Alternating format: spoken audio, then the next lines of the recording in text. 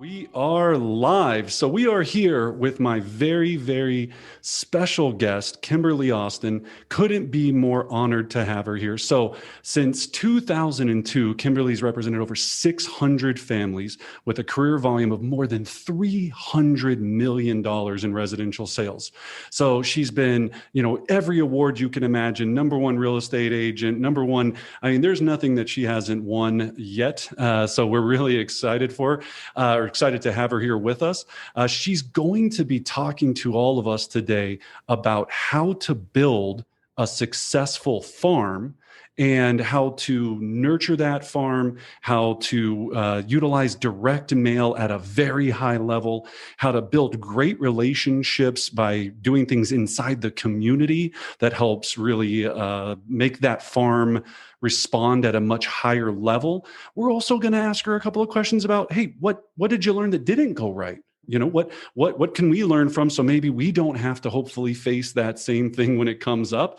So without further ado, Kimberly, thank you so much for joining us. Kimberly, tell me a little bit about your real estate journey and how you got to be the top producer you are today.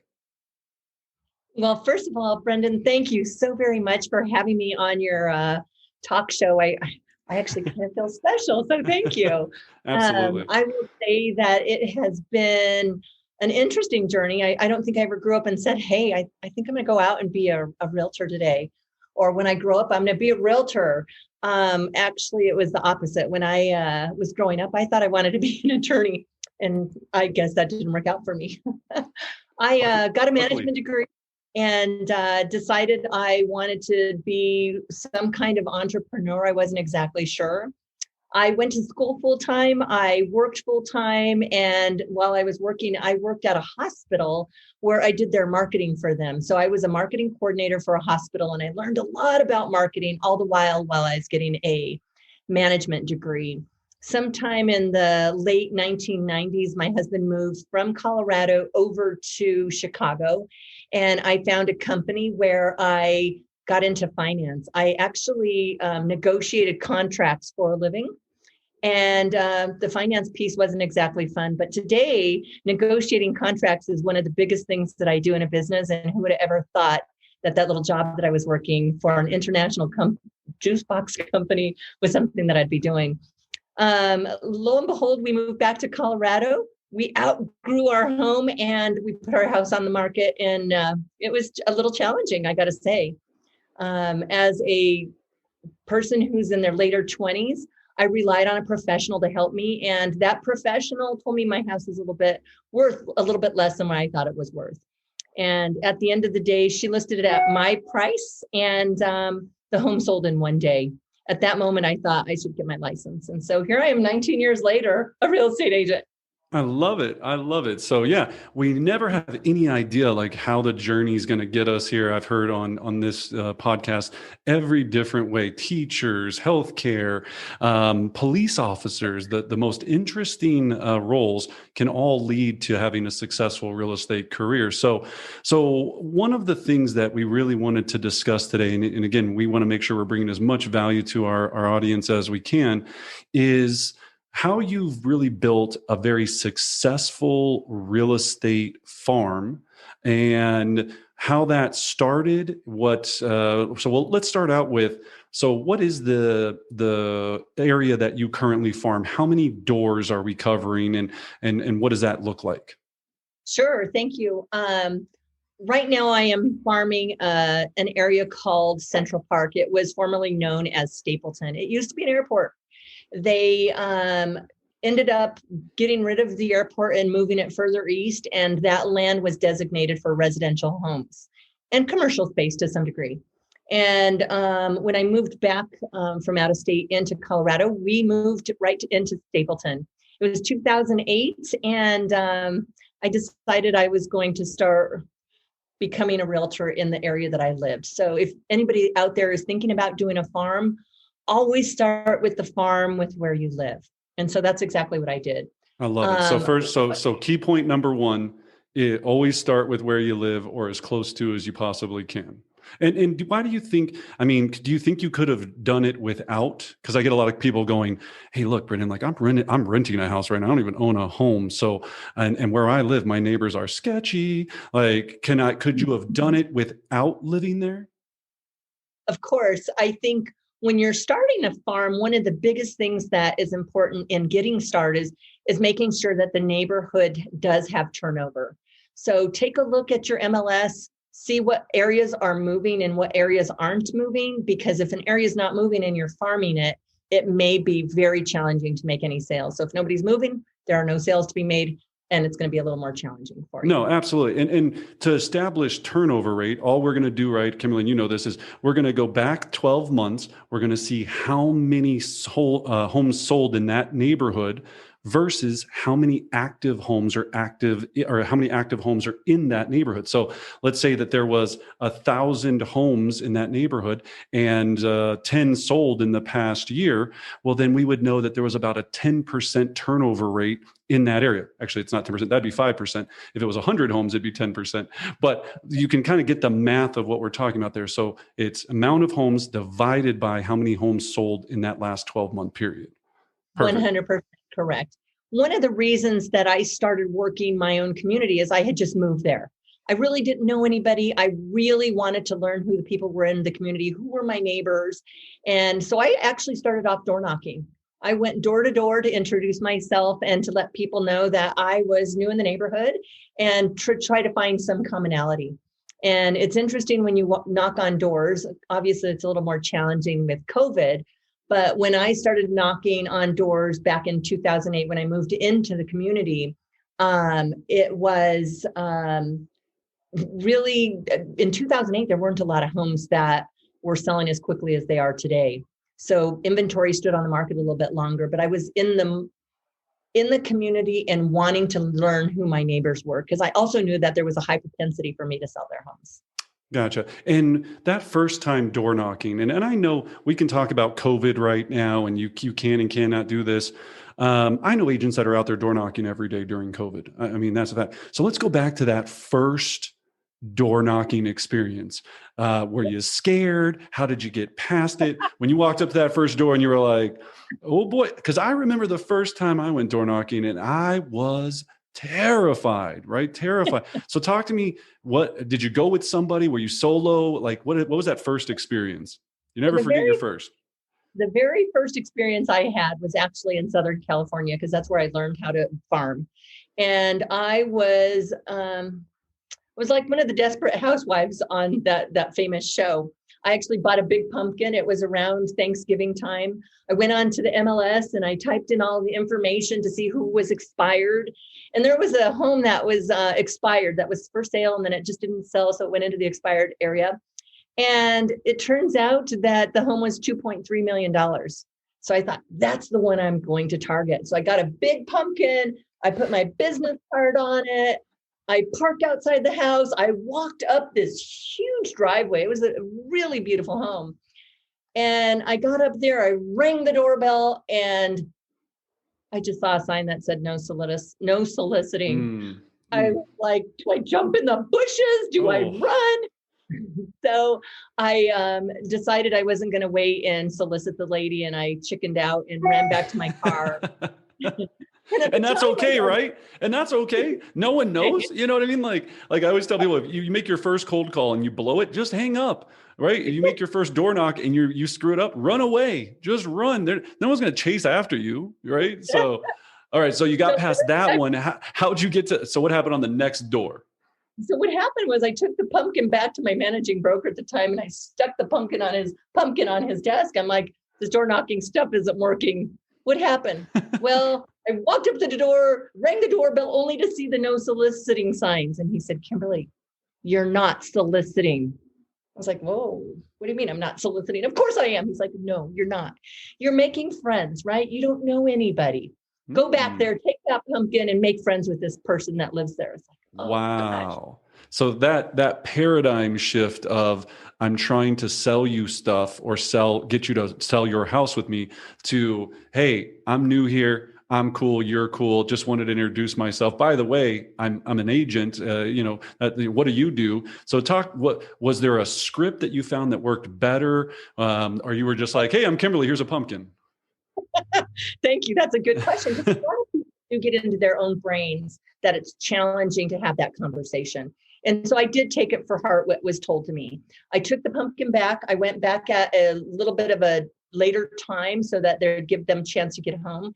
And I walked up with the pumpkin. I rang the doorbell, and the sweet little, I mean, she was short, lady opened the door, and I said, "Hi, I'm Kimberly Austin, and I live right over there." And I pointed in the air in the direction.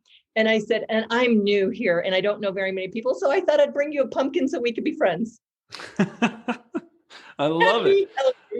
I love it. And she, of course, didn't yell at you or hit you with a broom or anything. No. What happened? No. She smiled and she's like, "Oh my, Kimberly, people wouldn't come to my door and introduce themselves since back in the 1940s. Please come in. Can I offer you some tea?" And I'm thinking, oh my gosh. So I sat and I chatted with this cute little lady, and I ended up listing her home in our neighborhood. It was wonderful. I love it. I love it. So you started out that way and you said, "Great, I'm going to live here. I'm going to meet the neighbors, meet the friends," then started door knocking. Talk to me about once you started to establish a long-term strategy for it. When did that kick in? So you don't realize you're developing a long-term strategy, right? Your whole goal is to make friends and to get to know as many people as you can. You're trying to meet them. You want them to be in that network of people that you know. So if they know people, they can help you. So I think if you go out at it like you are really trying to be helpful and be a friend, the business will just follow. And that's what it seems like happened. So when I listed that house, I was able to put my sign in the yard, and then I got to do an open house, which let me knock on a few more doors. And I got to learn to meet those neighbors. And so when I'm doing the open house for those, I ring the doorbell again. "Hi, I'm Kimberly Austin. I just wanted to let you know there's going to be a lot of traffic on the street. I'm going to be doing an open house today. But before we got started, I just wanted to see if you wanted to help me pick your next neighbor. I could do it, but I'd rather have you help me if you can." So that's a great script. Know? So I would like you to help me pick your new neighbor. What are they going to say? "I hate you"? No, they can't. I mean, they have to say something like, "Yeah, okay, well, how can I help?" Right? Like that's okay. So And perfect. If they say, "How can I help?" I will say, "Who do you know that you want to be your neighbor?" You might not think of anybody right now, but if you do know somebody, now's your chance to help me pick your neighbor. right. So always coming from value. I'm providing value to you. Okay. So gotcha. All right. So perfect. So then so it kind of, as you would say, it steamrolled or it snowballed, right? You're looking at now. So how many doors do we cover now? Right. So as I was doing that, I would go 10 to the right, 10 to the left. I would get the entire neighborhood across, 10 to the right, 10 to the left, and I would go back and forth. So I was hitting anywhere and talking to at least 50 people as I was doing the door knocking for the open houses. It's always nice to invite the neighbors. I would always put together an invitation, and it would be "You're invited" with a picture of the house that was actually for sale. And underneath it, it would look like a child's invitation. Who, when, where, and at the bottom it says, "Now's your chance to help pick your next neighbor. Who do you want to live in the neighborhood?" And Kimberly, so one of the things we've been talking about is EDDM. Yep. Okay. So Yep. what does that mean, and how are you leveraging that amazing tool for you to do this at the highest level? So EDDM stands for Every Door Direct Mail. And it is a vehicle that any realtor or any company can use to promote their business. You don't have to give them any addresses. As a matter of fact, they won't take them. You give them and Kimberly, who's them? Who's them? Thank you. Yep. The people that you want to market to. Gotcha. It's usually a zip code. The United States Postal Service will give you areas where they actually drop off mail to, and it tells you how many households are in that area, which we call a farm. So you pick the farm area, and then you can actually toggle and pick the different houses that you want. And the post office will actually drop it off in their mailbox anytime you want to. And the benefit of very doing, expensive to yeah, do. I was just going to say the benefit is it's very inexpensive. And so you were telling me the other day around 17 to 19 cents a piece. Is that right? About that price, yeah. It's 17 to 19 cents a piece, everyone. So that is massive. So that includes Brendan, your printing and part of the mail. So depending on what you're putting out there and how big your mail is, will depend on the amount of money that you're going to get charged. Gotcha. So when you're getting started, take a small piece, because again, people don't know who you are until they've seen you a lot of times. And it's not a lot of times in the same week. It's a lot of times every month, consistently every month. Yep, and you're exactly right. Yeah, it's not necessarily the going super wide and going, I want to get 10,000 doors once a month. It would be better to have 4,000 doors 3 times a month, or 3,000 doors 3 times a month, because I try to explain to people, just like Geico commercials, right? Yes. Like, that silly little Geico, because you're like, man, you see that thing 1,000, or what's her name from Progressive, right? The Fed, whatever her name is.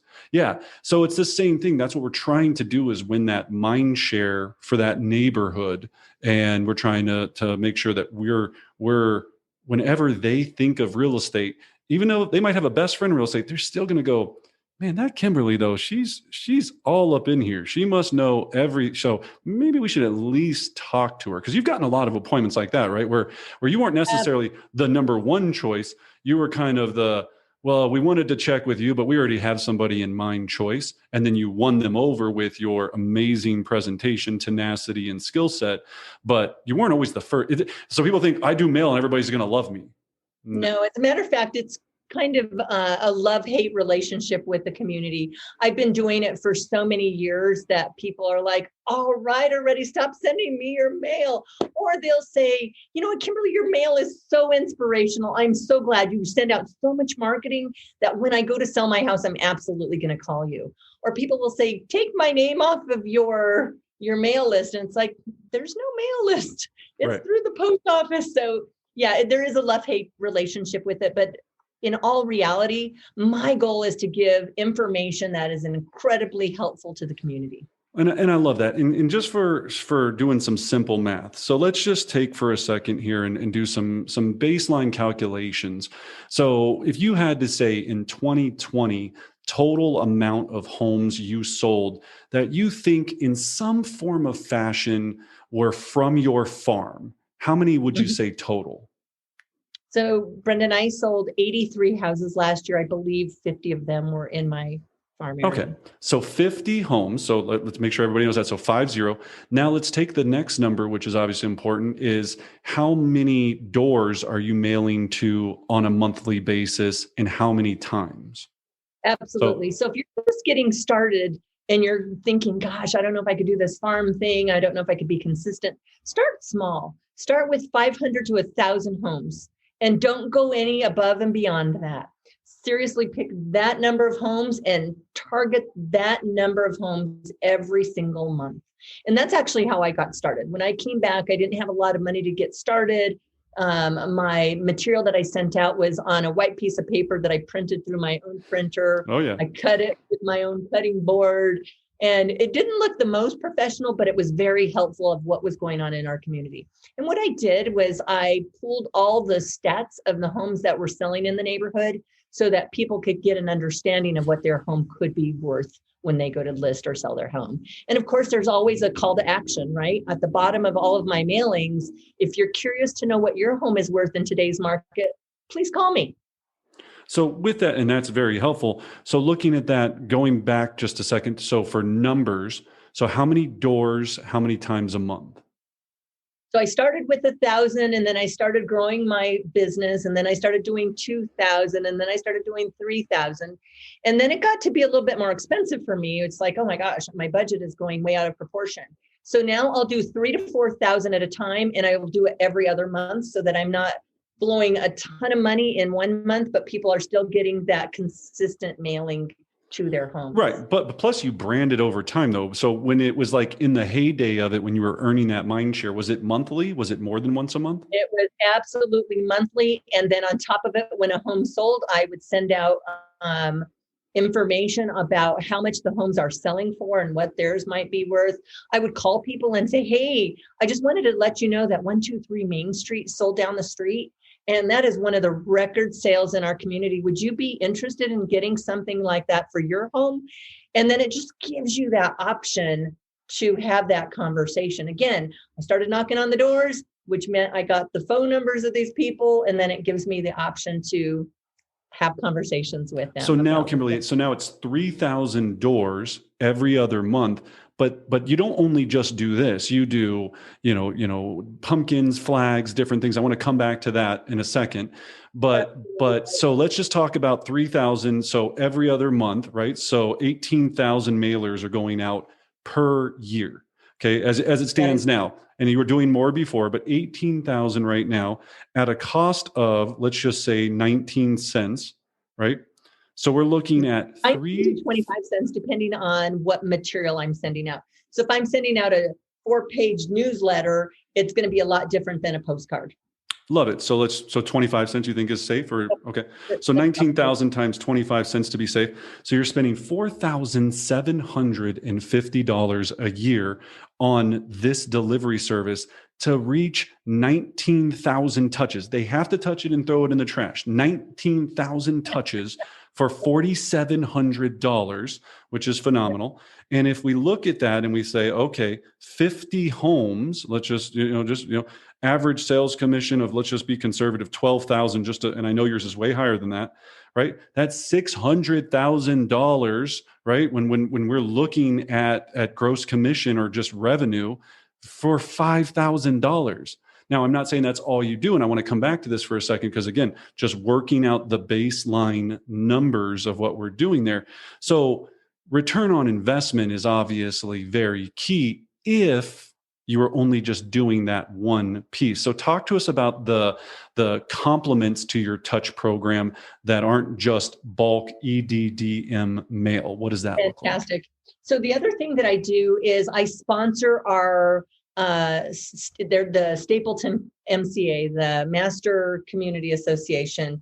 They put on a bunch of different events. So they allow realtors and other businesses to bring monies to their community for the benefit of the community.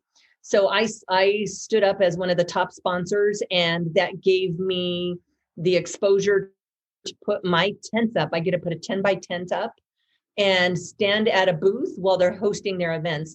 Every Friday night, they have a movie in the park, and people bring their little ones or maybe have a romantic picnic in the park. And my tent is there, and I'm giving away swag. I buy frisbees and flashlights and backpacks. I mean, swag. Yeah, swag. Right? Swag. And one of my biggest swag success events were my beach balls. I bought a bunch of beach balls. I filled them up and I just hooked them out into the crowd. And people were going with my balls back and forth, kicking and playing with them. And then when I was in the neighborhood going to a listing, there would be my ball. So it was really, really fun. And so I think if you can make the most fun of what you're doing and truly try to help the community will know if you're just there to sell them or if you really are trying to partake in what is the best benefit for them. So the other thing I did is I provided them not one, but 2 10 by 10 tents for the swim team. And so anytime there's a swim meet, there's my tent. That are logoed, of course. Of course. Yep. Of course. So I love it. So yeah, so it's I'm all into this community because I get the question all the time, Kimberly. So how much do you spend in it? Well, I spent 6 months on just listed cards, never got a darn thing. Well, no kidding there, goofball. Of course you're not. This is we're coming in and we're nesting, right? We're not only nesting, we're spreading. Yeah. Right? We're going to spread through this community and we've got to hit all facets. And So how many different, because you know that, and you're in probably several of them, but people don't realize in every community, there's so many different things that are happening. There's mommy groups, daddy groups, sports, rec softball things, kickballs, this thing, that thing. And all you have to do, and not all, you got to show up, You right? got to show up, and show up. When you're on those Facebook, get into the group, partake, answer questions. The community has questions. Who is a good painter? Hey, Joe, I see that you're asking for a painter. Here are the top 3 painters that I have in my file. I'm also a real estate agent. So if you need anything else, whether it be an electrician or a plumber, please give me a call. I'd love to help you. Right. Value, value, value all the time. Not what you can do for me. What can I do for you in the community? And in return, of course, they're going to reciprocate. Right. And that's going to be the biggest thing. So excellent. So looking at, please, too, Brenda, is if you can find a need, fill it. Yeah. And like you said, with the swim team, there was a need there. Right. Yes. And it's a win-win. They love you. People are going to see you. You're helping the community. That's amazing. So talk to me about what's the biggest success story you've had from the farm. So I've actually had some great success stories. First of all, I get to know the community. That in itself is just really rewarding, right? I've seen little kids that have been born there and they're already going to high school. It's just amazing. The MCA hosts all these different events. They have an egg scramble. They have a pancake breakfast at the 4th of July. They have a beer fest. They have a winter welcome. And for many, many years, I've been sponsoring the Santa Claus. Who doesn't like Santa Claus? I mean, so what do you mean by sponsor the Santa Claus? Like you pay a Santa Claus, put your logo on the back, have him run through the neighborhood? I'd love that. No. So when you are sponsoring for these events, you actually get to have your tent there. What I decided is I was going to hire a Santa Claus, bring him to the winter welcome, put my tent there so that kids could get their pictures, and the community lines up to see our dear old guy in the red suit, right? And instead of saying, hey, you got to pay this amount of money for your Santa Claus picture with your cute kid, hey, come sit with Santa. I've got the photographer all lined up. Give me your name, your phone number, your email. I'm going to get these professionally printed, and just let me know when you're going to be home and I'll personally drop them off. It is time consuming. If you're there with 280 people that saw Santa Claus that night, you get to make 280 pop buys to give them the most incredible pictures that they've ever wanted in their homes. And that's pictures of their kids. Absolutely. Yeah. Memorabilia, right? That's the thing that sticks. And this year though, with COVID, you made the decision, I remember us talking about this, to not do that, correct? It crushed me. Crushed you. Yeah. Because it was such a big, you said you on average were doing 3 or 4 deals from it a year. I mean, that's like 30 grand going out the door. I mean, or more, obviously even more. So, but you also have to do, the right things for the right times. Right. And you knew it wasn't the right move. You did the responsible thing. You said, look, I'm not going to go that route. So, all right. So those are huge success stories. So let's flip it on its head, because this was coming. So let's talk about, what did you learn from some things that didn't maybe go so well? So hopefully myself and others don't have to do it. So I will say, I have been delivering flags every 4th of July. Everybody loves American flags. Everybody loves American flags. So I bought, 100, and I delivered them to my street. And what happened was, people in the community were outraged that I didn't get them on their streets. Why did we only put them on this one street? Well, because I lived on it. And I just thought, if the community wants these flags, well, then I'll just buy more next year. It's not a big deal. And for all the people that complained on social media, I just asked them where they lived, and I personally delivered them a flag. And so, and when you say delivered originally, did you just stick them in the yard? And it was so cool. did they say, were they logoed anywhere? Not on the flag, of course, obviously, but on the stick, or was your phone number on them? Or because otherwise I I'm just got a like, hey, there's random flag out there. So I got this really long, uncut paper, which was sticky. And I put my name, my phone number, my email, and it said Happy 4th of July. And I had them all printed over at Staples, and they physically cut them for me. So when the flags came in, I stripped them off, put them on the flag post, and then I walked the houses and I stuck them at the curb, and they were 2-foot flags. And so it just looked very patriotic that year.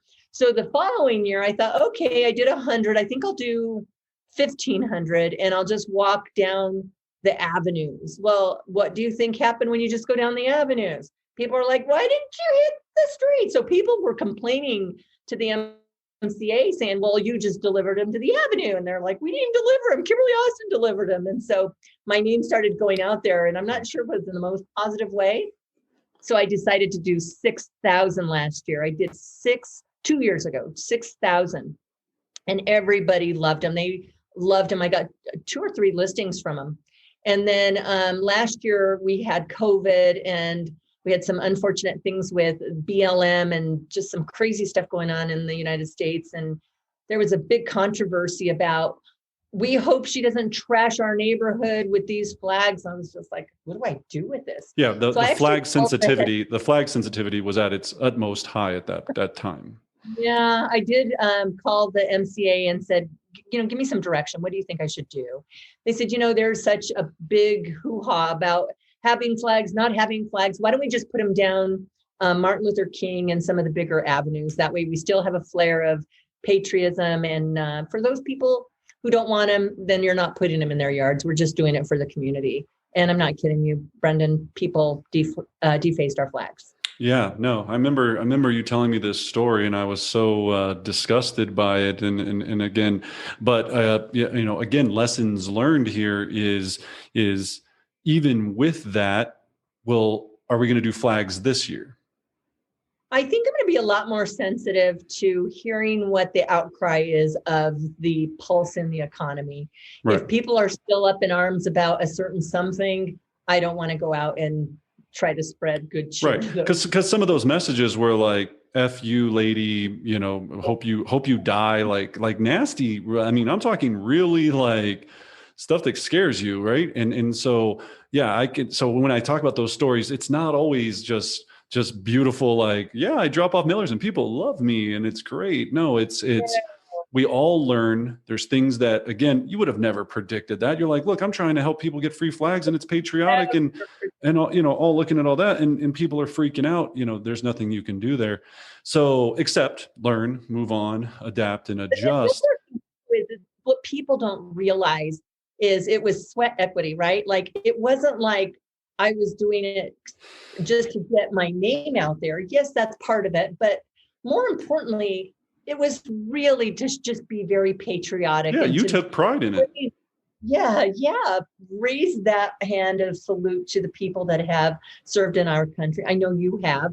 Right. And so thank you for that. And no, I just love here. Well, the other real underlying story, Kimberly, and this is the one that I think I want to make sure people understand, is how, when you just talked us through several of those steps, right? I had to order the flags, go to Staples, cut it, do this, wrap it, do that. I mean, this isn't for the faint of heart, right? Like this took you probably a day, 2 days, 5 days, a long time. I remember you telling me, you were like, it's no joke. Setting up Santa, it sounds like it should be easy. It's still no joke, especially the first time, because you have to learn the shortcuts. But most people go, oh, that's a lot of work, direct mail. Everybody asks me this question all the time. And I think this is the beautiful part here is with you sending 3,000 that are maybe not personal, right? You're not sending out so much personal. You are still sending out or doing things that provide a personal connection, right? And those things that provide the personal connection, they take time.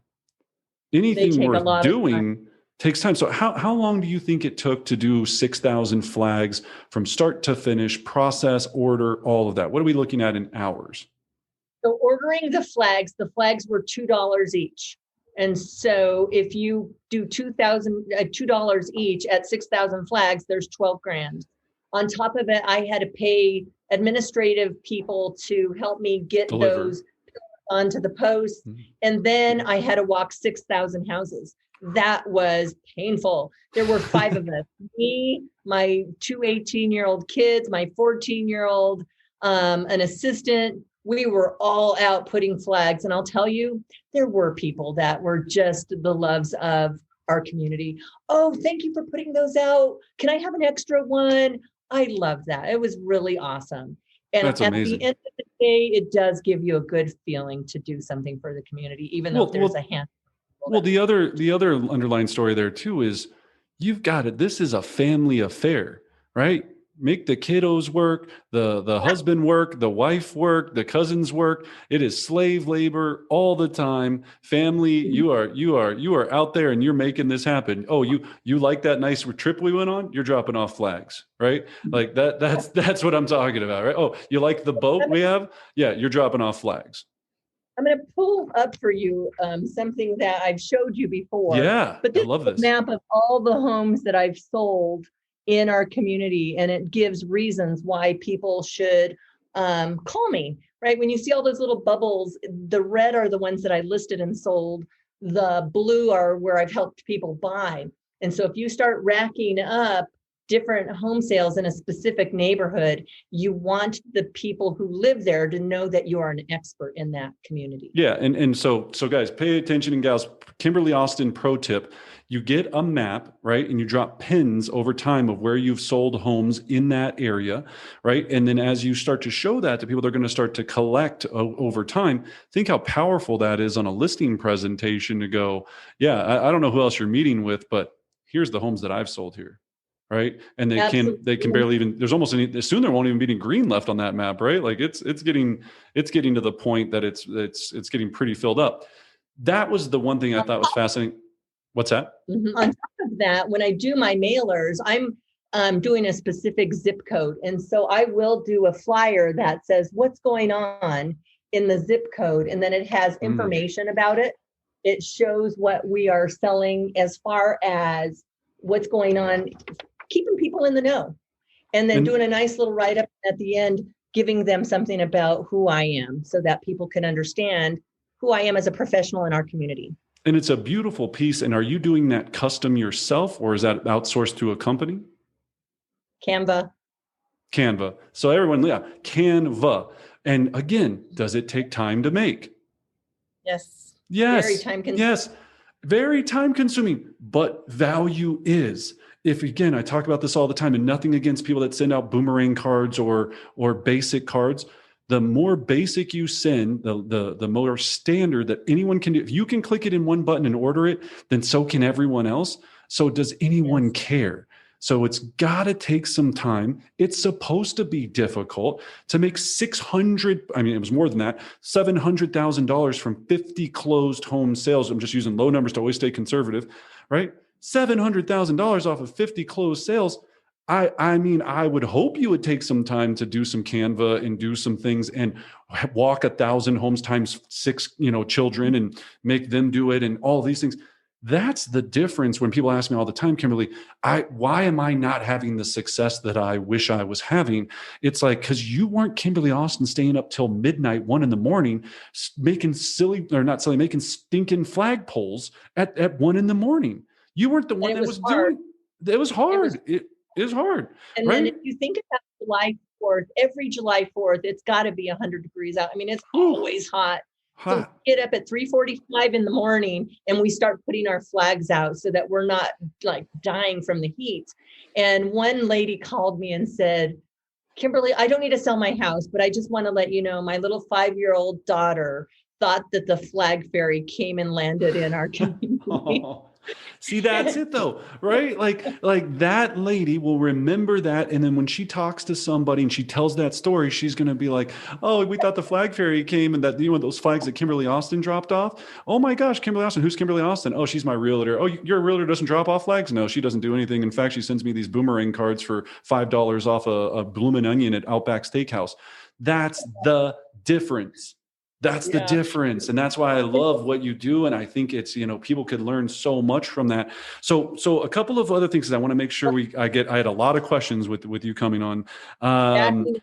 On that, I want to just piggyback on it. So when that lady calls me and tells me something about her lovely daughter, the next step is to send a thank you note, not just to the mom, but to the daughter, mm. because you want to make sure that you're showing value and appreciation for their recognition.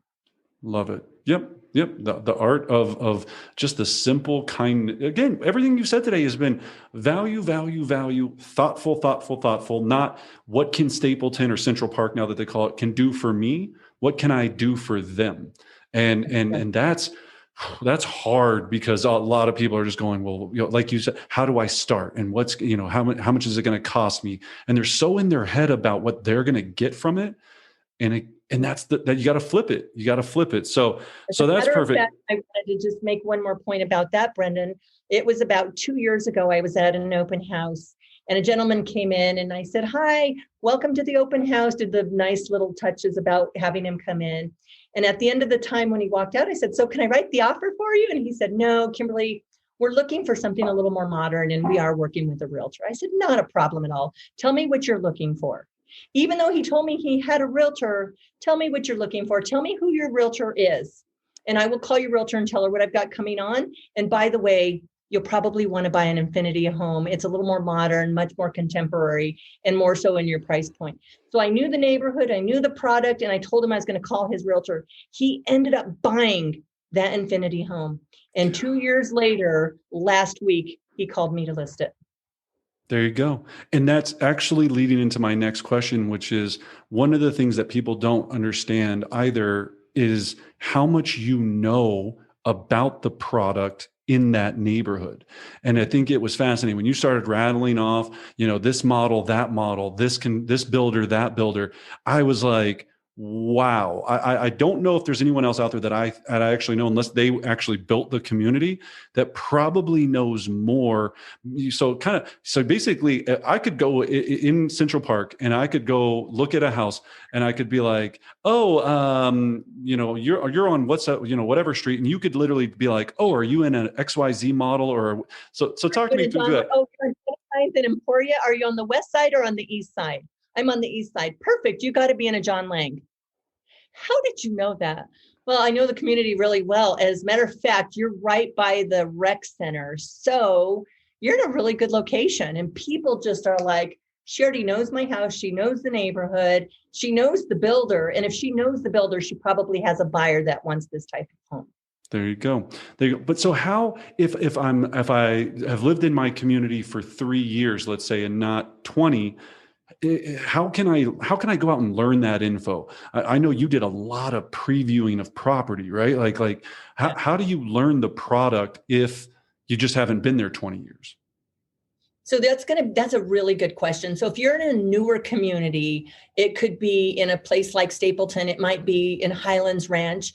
If you're in a specific location that has newer builds, if you go into the history, it'll tell you who the builder is. There you I go. know the houses by looking at them. So I could look at a house and say, that's a KB, that's a Wonderland, that's a John Lang, that's an Infinity. I can go on and on about the entire community of what houses are where. So if somebody says they're going to be selling their Infinity home, I said the demographic of your buyer is going to probably be somebody that's in a KB, possibly a McStain. They're going to be working here. And the people are just like, wait, wow. You're the house you can, whisperer. uh-huh. The house whisperer. I love it. No, but again, it's a testament to, that's such again, a Kimberly Austin pro tip is just looking at that and going, you can search the builder, you can kind of things this, and if you drop that in the conversation, it's going to be so powerful instead of going, "Oh yeah, this is a nice house. Oh, good." You want to be the expert, even if you might not be the expert yet. But there's so many ways to secretly be the expert, because even ahead of time, you could go and figure out where the rec center is. I love when I go by your office, it's like a war room and there's maps, right? You've got maps and pins and things, because if you're staring at an area you're farming, you're going to start by almost osmosis, seeing the right streets name. Oh, that's that name. Okay. So they're on 4, 5, 6, 7 is on that street versus blah, blah, blah, blah, blah. That way it builds rapport. People want to work with someone that they can trust. And to build trust, you have to know that they need to know that you know more than they do. That's Right? exactly right. That's how you become an expert. You don't go to the doctor and be like, hey, doctor, so yeah, my stomach hurts. I think I'm going to take some pills. What do you think? No, right? You go, hey, he's the expert, and you ask him. And if he was like, well, I don't know, what do you think? You're going to have a problem, right? Like that's going to be a problem. So that was such a big one that I wanted to dive into. So, And it's also important to know that too, Brendan, because if I'm running comparables and I've got a home that's about 2,400 square feet, and I've got a home that has been built by a specific builder, and there's a custom home builder that has that same square footage, I don't want to look silly by saying the house is worth less when it should be worth more or flipped. Gotcha. Exactly. Again, yeah, it's to be safe and come from value and make sure that we're protecting in that way. So then looking at the entire, the question I had, what is the message that is on, we saw the beautiful newsletter. What's the message that's on the EDDM, the courier mail thing? What has worked and what hasn't worked? Did you find over time, are you sending updates on just listed, just sold? Are you sending messages that says sell your home or I'll buy it? What's the messaging that's going out to the community? I always want to give the community valuable information. When I'm saying I just sold this or I'm this great, people are like, yeah, stand in line. There's a ton of people that are that great and that have sold houses. So what? They don't care about how great I am or how many sales I've made. They don't. They care about what their house is worth and how can I help them protect their best investment. And so how can I communicate that to them? How can I help them with that type of information? When Stapleton was opening the road from Denver to Aurora, some people were a little worried about that. Absolutely. And so giving them information on that before it actually happened was very helpful for some folks. It turned out to be a great thing because Stanley Market became into its inception, and a lot of the community appreciates having that great area where they can shop and eat. It's been awesome. So most, if not every piece has been information based.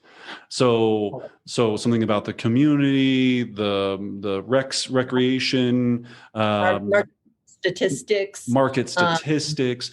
So you're never once being like, look at me, look at me, look at me. It's I started that way, and I realized, oh, they don't want my stuff. So if I don't have anything of market value that I have, I do send out a just sold or a just listed, but I always make sure that there's a point of information on that. Gotcha. Sold for the highest price per square foot. Curious to know what your home could be worth in today's market. Love it. They'll be like, what does that mean? Yeah. Gotcha. Okay. So message matters, then building the community connection matters, learning the product matters. And now the last piece that I want to get into, and is I always try to save some time for everyone out there, is talk to us about the tech you're using. So what CRM are you using? We just heard you say Canva. What are you using as far as what's the tech that makes Kimberly Austin's machine work right now? Well, it has been a trial and error, and I'll tell you, I've hit some bumps along the road. I've actually chatted with you about that. And it's really challenging if you are not organized. If you have all of your information in a spreadsheet, you're not going to know who to talk to, when to talk to, or when you talk to them, or who's in their family. And for many years, I used one CRM, and it just wasn't getting the value of the reach back. When you and I started chatting and working together, you said, Kimberly, you've got to get a stronger vehicle for that information. It's invaluable. And I'm like, gosh, you're kind of right. Maybe I should look into that. So you had so much data. I was like, if you don't do it, I'm going to do it for you. Cause I was like, oh my gosh, you're lighting money on fire with the amount of data you had at your fingertips. It is true. And so I'm very grateful to you and the information you helped me with. I did go with Boomtown, and I have not looked back. I am so incredibly grateful for the advice of, here's the things you could think about. Boomtown was it for me. And I'm able to tag who's in a Wonderland, who's in a Infinity, who's in a Standard Pacific. Because guess what? When I sell that Wonderland, who am I going to market it to? Yep. Other Wonderland homes. There you go. There you go. Yeah, leveraging. Yes. Yeah, leveraging the data. Yep. People still don't get it, Kimberly, that we're even everything we've talked about all day today, every single piece of it was data in a different way. We're like, again, if you're putting into your CRM, she thought that I was the flag fairy. Then the next time she calls that, if she has that woman's phone number, next time she calls her and she'll be like, hey, it's Kimberly the flag fairy. How you doing? Oh my God, blah, blah, blah. You can't do that in your head. There's no way you're going to remember that when you're marketing to 6,000, 7,000, 8,000, however many people. It's impossible. That's where that CRM becomes that value. Okay. So we've got Canva. We've got Boomtown. Talk to me about the other kind of game changer you stepped into last year as far as processing. So figuring out where the leads are coming from. Like, did I meet this person at an open house? Did they call me off the sign? Did they call me from my social media? I'm getting leads just coming. It's like, wait a minute, where are you? Let me find out. No, putting it in that CRM, tagging them, and making sure that it is on a lead follow-up program or plan. And so we are making sure that we're doing a 33-step touch and making sure that we're talking to them at least 4 times a year, sending them information in the mail, and just making sure that I have everything that I need to make sure that when that person calls in, I know how to help them. I absolutely love it. And talking about that, right? One of the things that, speaking about leads and how much you have actually coming is you're looking for help right now. And you had talked to me a little bit earlier. So talk to the audience about who are you looking for, what open opportunities that you have available right now. Who, if I'm struggling to produce leads, or I want to have a farm-based business, or I want to learn from the best in the biz, what are you looking for, and how can people connect with you? God bless you. I'm telling you, it is hard because as you're a one-man band and you're doing your own real estate, it's easy to get this stuff in a database, and it gets a little more challenging as you're making all of these different marketing pieces. But right now, I am, as I said, I sold over 80 homes last year. It's a little more challenging to do it by yourself. You have to rely on top professionals. We want to grow a team that is delivering exceptional first-class real estate services. That means we know if you're on 29th and Emporia, you're in a John Lang or a KB, depending on what side of the street you are.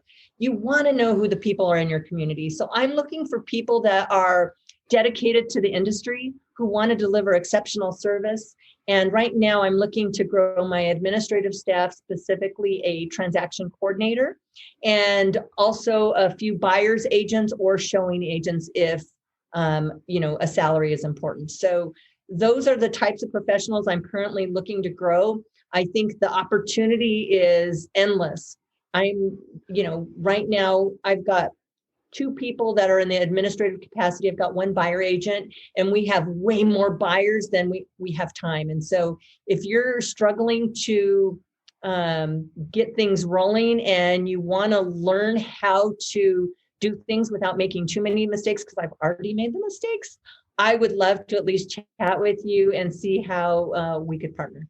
I love it. And Kimberly, so when people hear that word transaction coordinator, I want to make sure everybody's clear on that.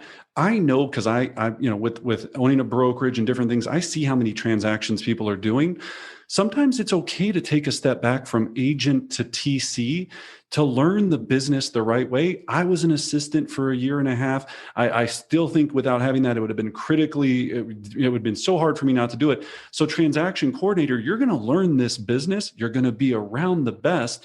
Maybe you'll want to stay and do that for a long time and work your way through the operational team and become a general manager, or, run the entire show someday. Or maybe you'll learn and you'll decide, hey, you and Kimberly will talk and you'll go, a couple of years from now, hey, I really want to go into sales again. And there's so many different doors, but don't think that just because you're struggling as an agent doesn't mean that you can't learn and have a salary and pay, if you have, of course, talent and skills that Kimberly, needs for you to join.